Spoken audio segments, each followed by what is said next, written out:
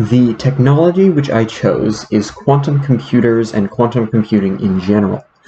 I believe that this technology has the potential to overtake current computing overall. Currently, it's extremely experimental, and nothing has been made, as far as I know, currently that is actually as good as a current computer,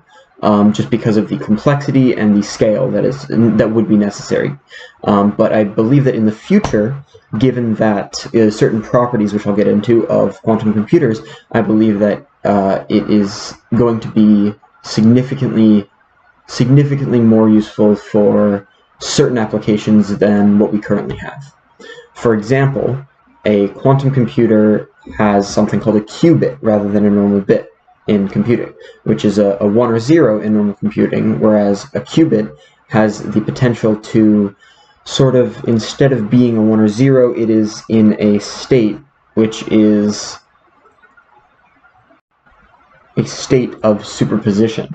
which means that it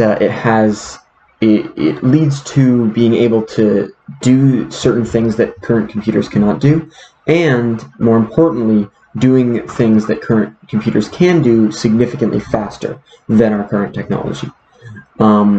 In terms of the computational complexity and the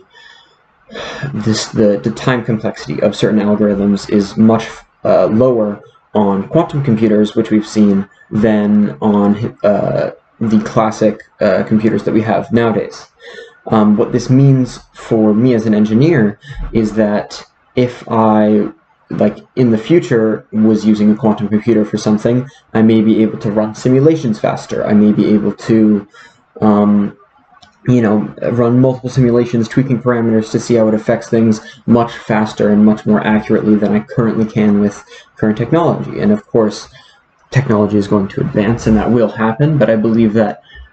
quantum computers are going to be a big step in that direction and are going to be a large part of advancing the technology in that way.